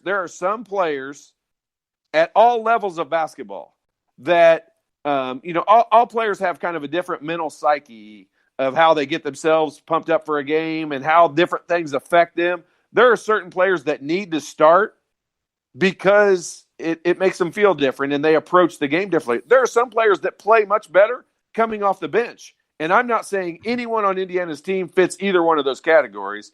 I'm just saying it's a factor that coaches have to read their team and see, how different players react to things. And I truly believe there's a reason why he started that same lineup. There was an opportunity to start Devontae Green a couple times. There was an opportunity to start Rob Finney a couple times, and it didn't happen. And I think there's a goofy reason for that doesn't matter in the long run. It's not going to affect this team in the long run at all. So I expect us to see the exact same lineup start tonight. And then I think, eventually if Indiana goes undefeated throughout the season, I think we see the same lineup start throughout the whole season. I don't think that'll happen, but I think that's what would happen. If they continue to win, I don't think you'll see a lineup change when it comes to the starting lineup. The number of minutes will change. Yeah, I don't disagree with that. I mean, I think we're going to see a little bit pared down rotation now tonight. Sure. The guys are going to play less minutes. You're not going to see Demezy Anderson much. You're not going to see Jerome Hunter much. Race Thompson's probably going to still come in there and give him some minutes. Race Thompson's going to play more than Deron Davis, I think. I think as Race Thompson continues to get more and more confident with his game, with his offensive game, with his defensive game, he's much more of a player out there. He gets offensive rebounds. He hustles. He tries to be efficient for the time that he's in that game. He's not just standing around. He's trying to be efficient, and he's done a good job of that so far. Hey, I can assure you, he's a great teammate to play with. He's a guy that doesn't take bad shots. He works his butt off and he rebounds. Every player loves playing with a guy like Race Thompson. There's no question about it because, there are certain guys that you just know if there's already been 2 or 3 passes made on offense and you throw a particular person the ball. I'm not saying this team, I'm referring back to my days. You throw the ball to a certain player and there's already been a couple passes, it's going up. There's no doubt about it. He's shooting it no matter what happens. And Race Thompson definitely doesn't fit in that category. He's a guy that you almost have to force him to take a shot or the shot clock's going to be running down for him to take a shot that's outside of the lane. So, he's a guy, I think Demezy will have games when he plays a lot more minutes than others because he gets hot shooting the ball. He's got that capability. Jerome Hunter, he's a guy I haven't really seen him fit in very well yet on the floor. I mean, his minutes are not bad. He doesn't do anything terrible. He doesn't get exposed that much in any particular situation. However, I also don't think he's been that productive and he's done that much. And right now, it's not a matter of not making mistakes. It's a matter of going out there and being efficient and having some productivity. And I just haven't seen him fit in all that well. Absolutely. We've got a lot more coming up here on Indiana Sports Beat with Coyle and Leary. 5 what? Absolutely. Man, he's driving me nuts with that. Coming to you from the Golf Club at Eagle Point Studios, Indiana Sports Beat with Coyle and some dork back with more right after this.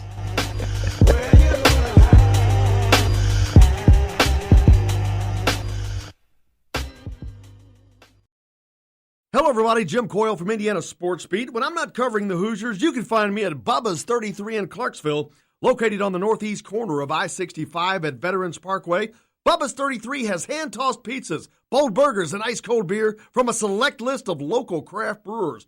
An incredible food selection, all made fresh daily. Whether you're meeting the team for that post-game meal in the family dining area or meeting friends for happy hour to watch the game on one of Bubba's 50 TVs. Bubba's 33 in Clarksville. Pizza, burgers, beer. We all want a winning smile for those championship photos, and that's exactly what you will get at Reynolds Family Dentistry in Sellersburg. Reynolds Family Dentistry has been serving the dental needs of Hoosier families for over 30 years. Let Doctors Roger and Jay Reynolds take care of your family. Just off of I-65 at 809 South Indiana Avenue in Sellersburg. Call 812-246-3368. That's Reynolds Family Dentistry, 812-246-3368.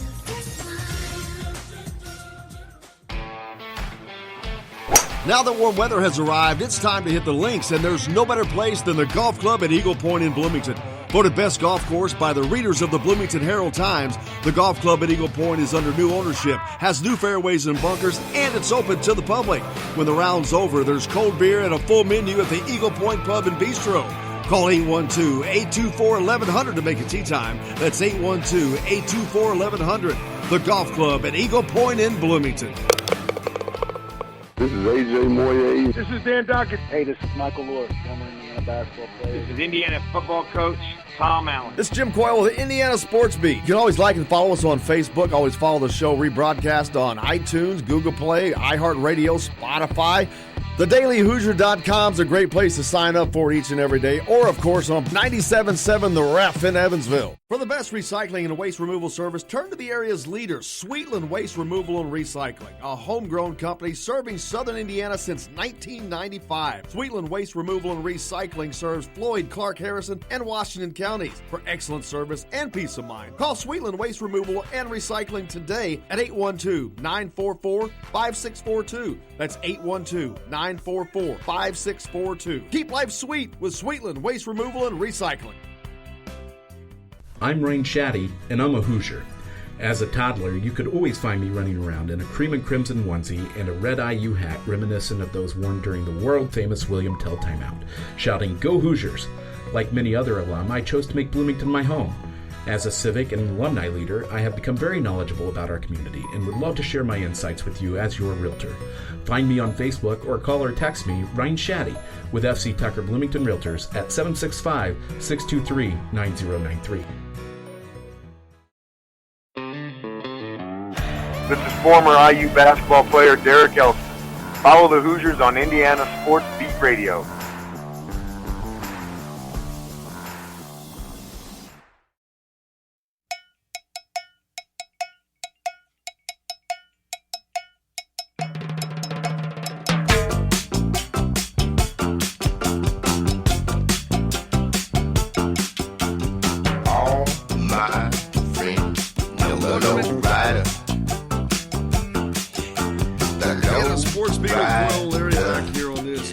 December 2nd. Now, it could not be a Tuesday if it wasn't Chronic Tuesday. Chronic Hoosiers with us. Chronic, how are you, my friend? I am doing great, man. We got the bucket back in B-Town, tied for the 8th most wins in program history. Well, not most wins. We got a chance for the most wins in program history. Only the 8th time they've ever got 8 on the board. I'm feeling pretty good about Indiana athletics right now, particularly the football team. Waiting for next Sunday to find out exactly where we're going to be playing here come the holiday season. Yeah, exciting times, especially for the bowl. No, the destination we know is going to be decent at worst. It's not like it's going to be one of the low-end bowls. Nashville is probably the worst-case scenario. Jacksonville looking like a good scenario. Either way, a good bowl against a quality opponent. But more importantly, Indiana's playing in one. So that's the most important thing. But I think that's something that people should start coming to expect. I would hope so. I think the big thing here is, obviously the number of wins is significant for a program like Indiana. It just doesn't happen all that often. There's a lot of people trying to debate with me this weekend. They didn't play anybody. Look at the combined record of the teams they did beat. Doing everything they can to discount what 8 wins at Indiana means. And yes, I understand we live in a hyper-analytical culture anymore. You can break things down 1,000 ways from Sunday if you want to. End of the day, let's not pretend this is the first time Indiana has played some teams that had a losing record.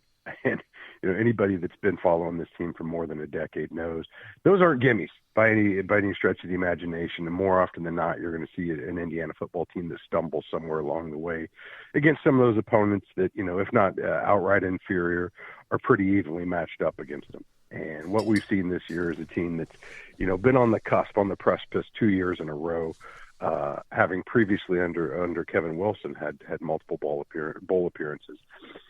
And they found a way to get it done this year, and not just get it done, but they found a way to put a number on the board that we just don't see that often. It's been over a quarter century since you've seen an Indiana team post 8 wins on it on the year. And I just cannot congratulate the staff and the players enough for what they've accomplished, but also recognizing these guys ain't done yet. It's one thing to sit here and celebrate a bowl. It's a whole nother thing for these guys to really seize on the opportunity in front of them and do something that Indiana has only rarely ever done, and that's get 9 wins in a season. And I think that was one of the importance, the biggest parts of the bowl game, or the bucket game, was not just getting that bucket back in B-Town, was not just kind of asserting dominance over the in-state rival, but more than anything, it was regaining the momentum that's got them to this point, the momentum that carried them through the heart of the season and made all of this possible. And thereby allowing them not only to have a chance for a program-tying 9th win, but also to really parlay that into the recruiting game, into just building this team's national prominence. I think it matters quite a bit, not just to get into a bowl, but get into a bowl game that people are going to watch in large numbers, because that's really what the goal is here for this team. Is they've got to elevate their stature, they've got to elevate their prominence on a national scene, and that's exactly what the bowls give you the opportunity to do. So super excited to see what can come of it. Super excited to see exactly where they're going to be headed. Like you said, I think you've kind of taken out the lower end of the Big Ten bowls from the picture. I don't think you're looking at Santa Clara any longer. I don't think Indiana's going to get forced to go to the Motor City Bowl. The Pinstripes probably going to be about as low as you may see them fall. Personally, I'm really, really pulling for Nashville. And, in a perfect world, not only would Indiana be in the Music City Bowl, but they'd be matched up against Kentucky for a chance to play for the Bourbon Bowl, the one rivalry trophy that Tom Allen has not got a chance to hoist since he's taken over here as head coach for Indiana. Yeah, every week we have the press conferences for the football team. The remnants of that Bourbon Bowl sits just off to the right, and I can see it.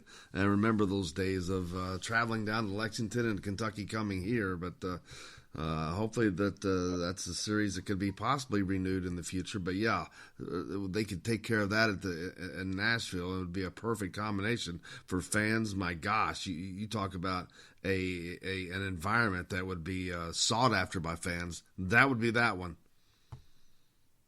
You look at your ticket buying crowd, and you've got to recognize this was a prominent rivalry for the better part of the the 70s, 80s, 90s, into the early 2000s.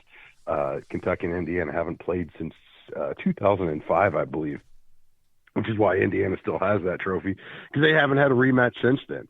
But that used to be, effectively an annual series. I think it would be tremendous on the part of the bowl organizers, on the part of the conferences, to get those guys back on the field together. I think it's just the perfect scenario for both programs, with just such the short drive down the I-65 corridor to get to Nashville. And, short of some tropical paradise, there are a few places where I think fan bases are going to have more fun, in late December than what you would in Nashville that time of year with those two teams squaring off. Absolutely. A lot of other things been going on. Went too quickly. Men's soccer.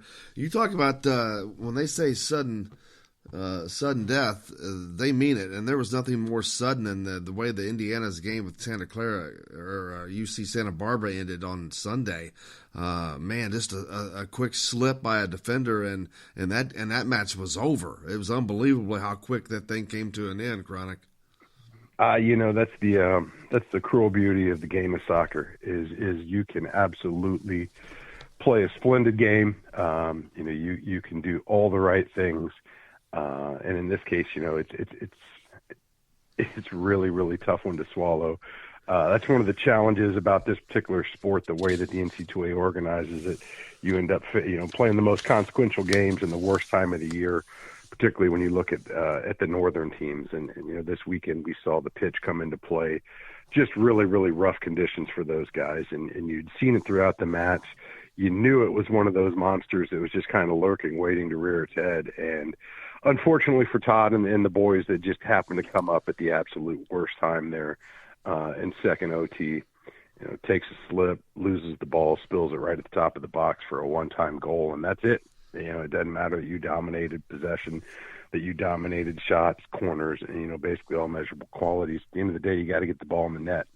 And, this team has had some really, really, really good defense, as you would expect from Indiana soccer teams coached under a Yeagley's or Freitag for that matter. But it's just one of those things that it's the cruel nature of the game. And, my guess is that those guys aren't going to soon forget it. My guess is they're going to carry that on to the weight room here, probably already starting this week, and refocus themselves to continue the quest on the next year. You hate to see it end that way, but if you follow the game closely, it's always in the cards.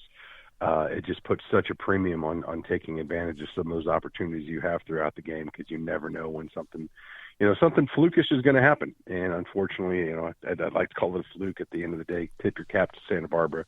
They kept themselves in position to give themselves that opportunity to get it into overtime. And honestly, they probably don't create that turnover, but for the high pressure they were putting throughout the game. And eventually it did what it was designed to do, and it forced an Indiana player to make a mistake. And unfortunately, it was a costly mistake. The first goal Indiana had allowed in postseason play this year, either Big Ten or postseason tournament, at least not involving penalty kicks. So hate to see it end, but happy that it happened. And you got to be really excited for what the future holds for these guys. There's so much young talent on this team. Wouldn't be the least bit surprised to see some attrition to the pro ranks. But we'll know here soon enough after the MLS draft exactly who's coming back. But no matter, one thing you can guarantee with Indiana soccer, there's no rebuilding here. They're just going to reload and go at it again next year. And, the future remains bright for the soccer team. Well, absolutely. They'll be stronger next year than they was this year, and that was pretty good when you win another back-to-back Big Ten title, along with the tournament title along with that. The women's basketball program is certainly rolling. They had a great week last week. They went 2-1 in the Virgin Islands. They knocked off number 5 South Carolina. They did take a loss to number 2 Baylor, but Baylor was beaten the next night by South Carolina. So a round robin of defeats down there, man. But the fact is that Indiana is definitely in the national discussion, and this week moved up a little further in the AP poll to number 14. Again, their highest spot ever, Chronic. But this basketball team, you better look out. They're for real. They're going to be challenging Maryland for the Big Ten championship, maybe. I'll tell you what, man. I try to avoid arguing poll placement as a general rule, but especially, in early part of the season. But one thing's indisputable here: that Coach Morin is absolutely building a monster over there in Assembly Hall right now. They gave number 2 Baylor everything they could handle and then some. Dominating fourth quarter performance against South Carolina, pull out a double-digit win, and then just absolutely boat raced Washington State. Just tremendous effort on the weekend. I was really curious to see, exactly what that team was made of, and you knew they were going to face some pretty stiff tests. If you'd have told me they were going to come out of this tournament at 2-1, I don't think you honestly could have expected for a better result. It just unbelievably proud of what they've been able to accomplish. I hear a lot of people that want to discount the women's basketball game. I don't know if these people have watched, but if you spend 5 minutes watching a Terry Morin coach team, I don't know how you can enjoy tenacious defenders. Offensively, they share the ball incredibly well. Everybody's moving. It's just a beautiful basketball game, and you got a lot of players on this team, all the way down the bench that can step up and contribute. You don't know any given night who's going to lead the team offensively.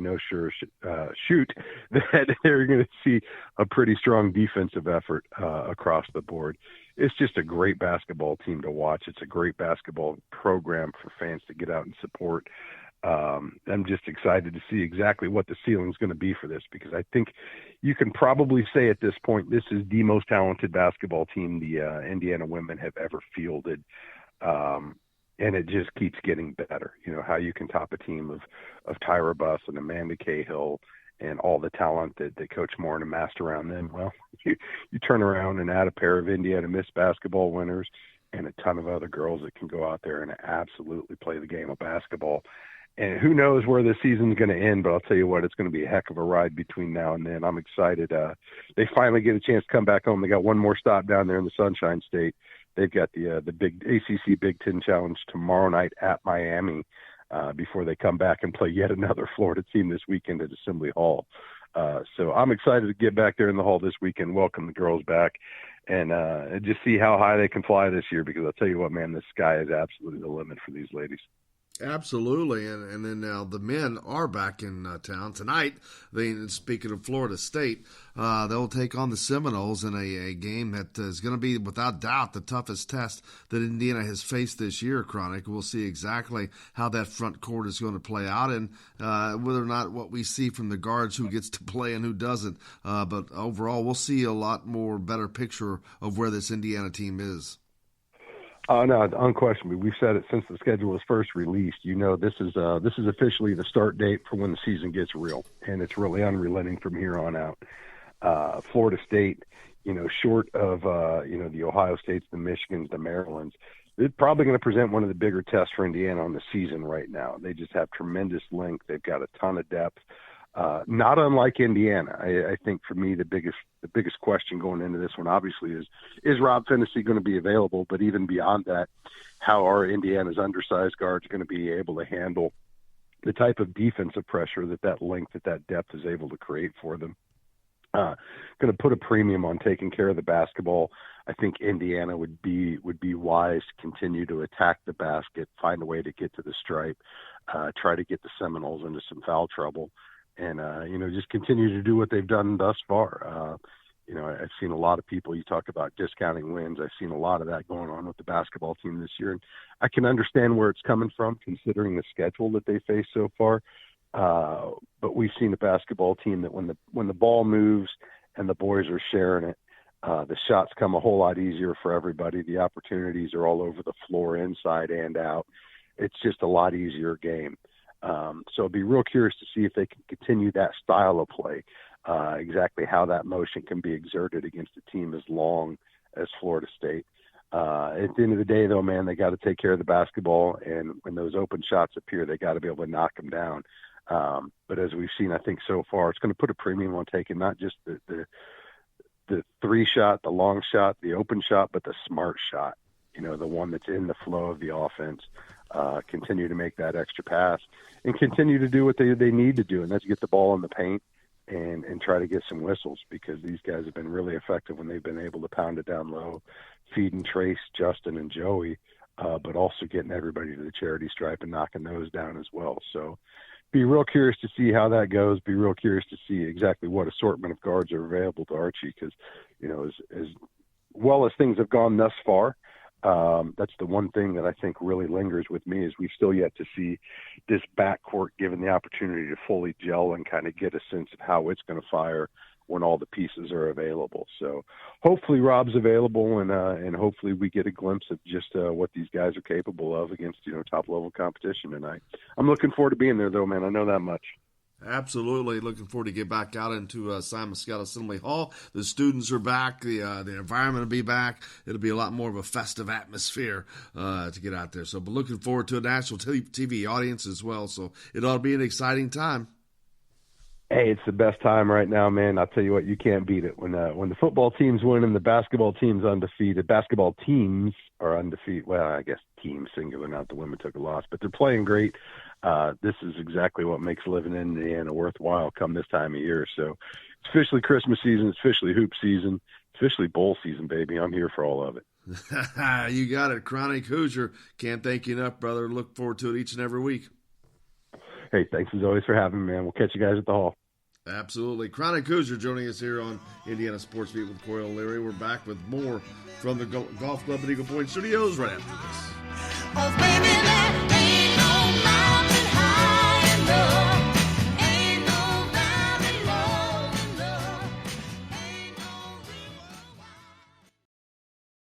everybody. Jim Coyle from Indiana Sports Beat. When I'm not covering the Hoosiers, you can find me at Bubba's 33 in Clarksville, located on the northeast corner of I-65 at Veterans Parkway.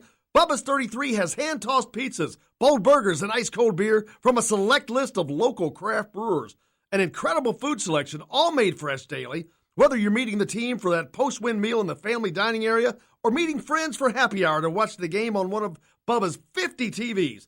Bubba's 33 in Clarksville. Pizza, burgers, beer. We all want a winning smile for those championship photos, and that's exactly what you will get at Reynolds Family Dentistry in Sellersburg. Reynolds Family Dentistry has been serving the dental needs of Hoosier families for over 30 years. Let Doctors Roger and Jay Reynolds take care of your family. Just off of I-65 at 809 South Indiana Avenue in Sellersburg. Call 812-246-3368. That's Reynolds Family Dentistry, 812-246-3368.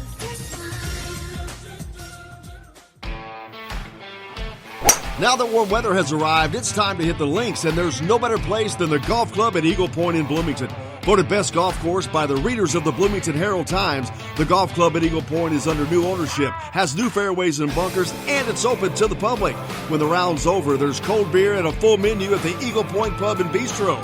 Call 812-824-1100 to make a tee time. That's 812-824-1100. The Golf Club at Eagle Point in Bloomington.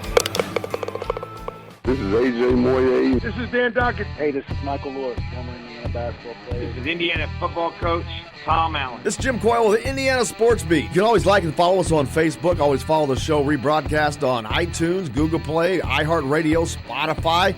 TheDailyHoosier.com is a great place to sign up for each and every day, or, of course, on 97.7 The Ref in Evansville. For the best recycling and waste removal service, turn to the area's leader, Sweetland Waste Removal and Recycling, a homegrown company serving southern Indiana since 1995. Sweetland Waste Removal and Recycling serves Floyd, Clark, Harrison, and Washington counties. For excellent service and peace of mind, call Sweetland Waste Removal and Recycling today at 812-944-5642. That's 812-944-5642. Keep life sweet with Sweetland Waste Removal and Recycling.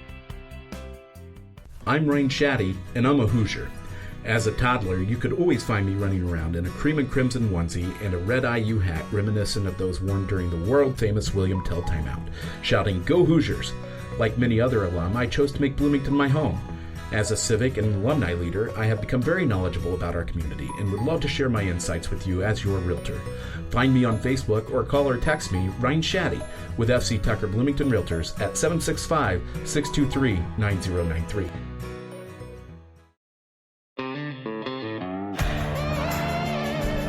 Hi, this is AJ Moye, and you're listening to Indiana Sports Beat with Jim Coyle.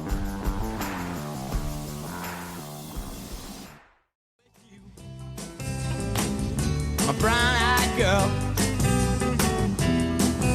Welcome back to Indiana Sports Beat with Coyle Larry here on this Tuesday. It's game day for Indiana as the Hoosiers taking on the Florida State Seminoles tonight. 9 o'clock tip. Simon Scott Assembly Hall. Of course, immediately following that is After the Game with Todd Leary, coming to you live from Yogi's.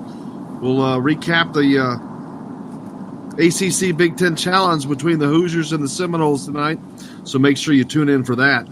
You can find us, of course, anywhere you find the broadcast normally, but we're on Facebook Live with that immediately following the game. A big opportunity for Indiana, Todd, to put away these thoughts about the schedule they've played so far, and see exactly where they are as a team. It's a win that they need to maintain confidence that they built off of these early season games. Yeah, I'm just as excited about this game kind of as I was for the first game of the season. It's almost like the season within the season, and the good part of the schedule, or the tougher part of the schedule for sure, starts tonight. And this is a good team. This stretch through December is a bunch of really good games. Actually, for the whole rest of the season, it's this way, but this is the beginning of it. And so, I kind of have that same feeling as I would have had, or as I did have, just a couple of weeks ago when the first game of the season was starting up. I mean, this is kind of a new part, or a new season for Indiana. And I like what they did in the first part of pre-tough game schedule. I like where they're at. I think we learned a lot of things about them. I think they learned a lot of things about themselves, and I don't really know that you could ask for a lot more than what they've given so far. But again, tonight we really find out where they stand nationally and how they're going to rank in the Big Ten. Well, speaking of which, we got 6 games tonight. Of course, Indiana, Florida State is one of those. The other 5, Northwestern is at Boston College. The Golden Eagles, they're a 2.5-point favorite in that game. Northwestern, not what people thought last year that it was going to be kind of a breakout year for them. And they didn't follow it because the year before that they had a decent season. But it was not for last year. It didn't go as well as people thought it might for Collins. And, I'm not sure what they got this year, but until I see something, I'm going to have to go with BC on this one. Yeah, they've had Northwestern's had some real ups and downs. They've lost a couple of games that don't even seem to make sense. But just the fact of it being on the road, you probably got to go with BC on that one. Iowa is at Syracuse. The Orange are a 3.5-point favorite. Man, that's just a tough place to play anywhere. Iowa's a better team, but that's a tough ask, man. I'd sure like to see them get it done, but I'll put my name next to them just for I don't know if I would bet this way if I was really betting, but I'll go with Iowa. Yeah, I like it because Iowa's a team that can shoot the ball, and playing against that zone. It's not like Iowa's just a team that makes 3-pointers. They're a team that can they got some mid-range guys that can score all over the floor. So I'm with you on that one. I like Iowa. I like Iowa to go in there and win that game. I mean, I think they've been a little bit up and down, and I think they're also a team that can kind of have those breakout games, and I think that'll be what happens for them today. Rutgers at Pitt. I'm sorry, but I just can't count on Rutgers to do anything. Don't care either way. The don't care bowl. Yep. Duke is at Michigan State. There's the second. Believe it or not, this is the second biggest game on the tap for tonight.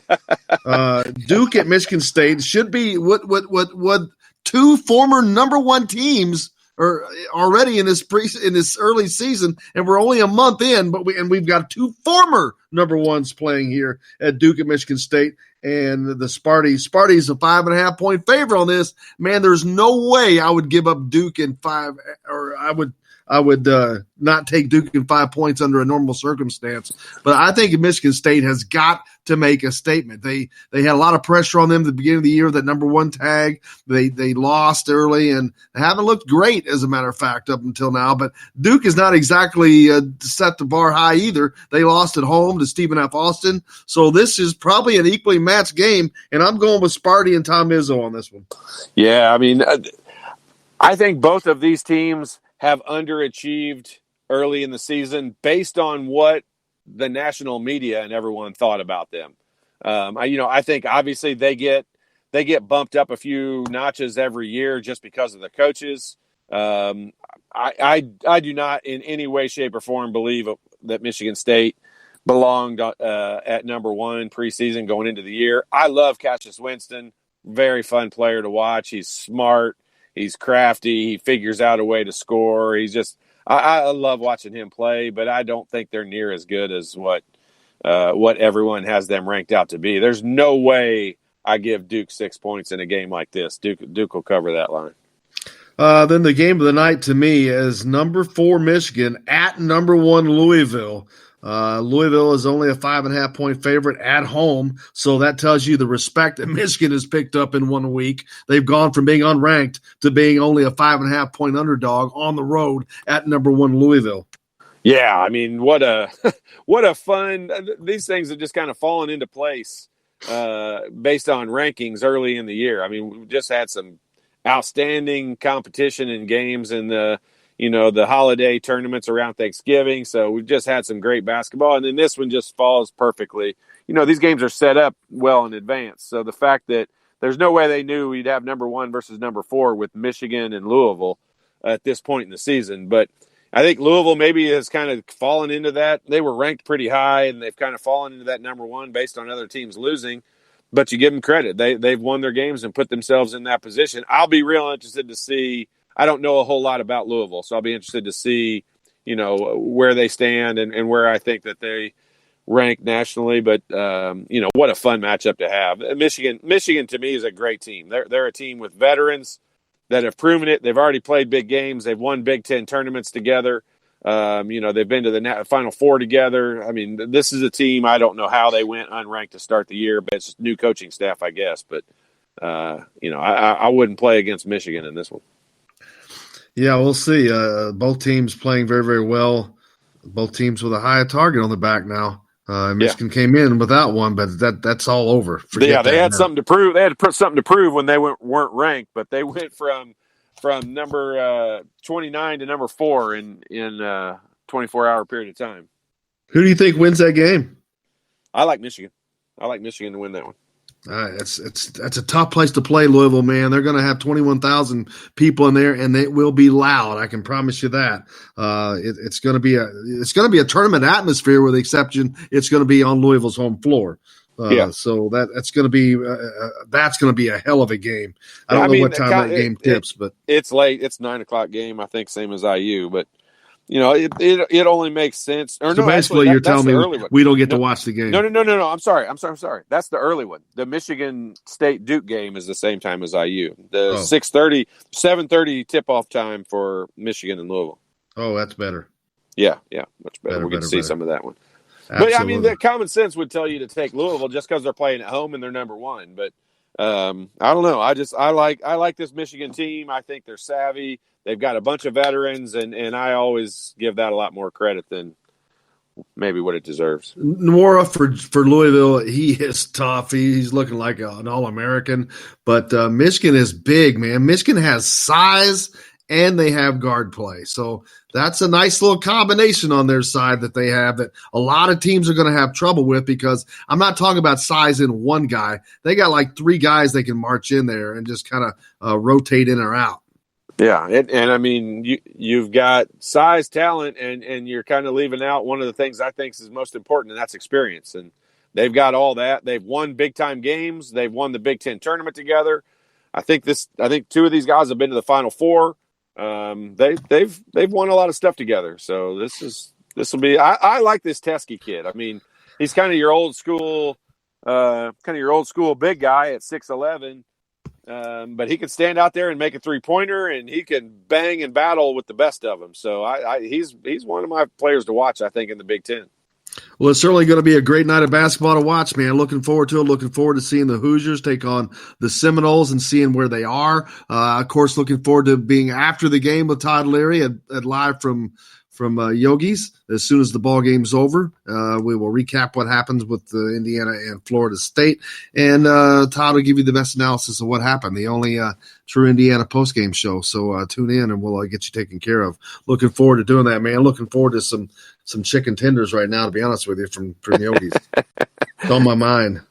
Yep, understood. I mean, the food is, I guess we'll have to call the food as the afterthought. We're the entertainment. We've got to call that the headliner, but the food sure is good. The place has always been awesome. It's opening up, just a month or so ago, and I know we have a great time doing the show from there. But this show will have a little bit. This will be an extended show, I think. We will have learned so much about Indiana, after this 40 minutes of basketball tonight, that I really feel like we're going to have a ton to talk about. Yeah, Florida State has got just a huge upside. These 2 teams haven't played since 1992. Indiana leads the series 4-0. In their last game, though, against Purdue, they had 16 steals, Todd. 16 steals. That is an absurdly high number of steals. Yeah, it is. And if you just watch the highlights, so I watched the first half of it live, and then I went back and watched the whole game over again. And if you just watch the highlights, all the highlights are steals, going down, laying the ball in, or getting fouled. So obviously that's a big point of emphasis for them. They don't slow the ball down every possession, although they're very methodical once they get into the half-court offense. And they're not going to jack up early shots once they get stopped and set up half-court. They're going to run through their sets. But, it's got the potential, if Indiana can take care of the basketball, which I expect them to, it's got the potential to be a game that Indiana can kind of control and play from the front. And if they do, this is a tough team to come back on. Florida State they'll take the air out of the ball if they get a lead and really run the shot clock down. So Indiana's going to need to get off early and get off to a good start. Absolutely. We're looking forward to talking about it tonight. We'll be live from Yogi's after the game with Todd Leary as soon as that's over.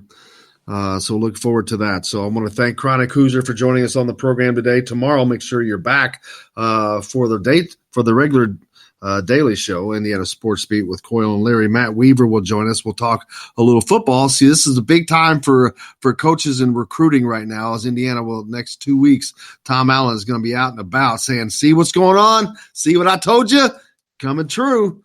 And he can say that and be exactly right about it. So those guys are out, and we'll be talking about that. Of course, we'll be talking about Florida State and Indiana as that game tonight tips at 9 o'clock, immediately following after the game with Todd Leary on Facebook Live, or you can catch us anywhere that you catch our normal podcast. That's going to pretty much wrap it up for us today. Appreciate Jake keeping us on the track. For Todd Leary, for the Todd Father, I'm Jim Coyle, and until tomorrow, I will see you on the radio.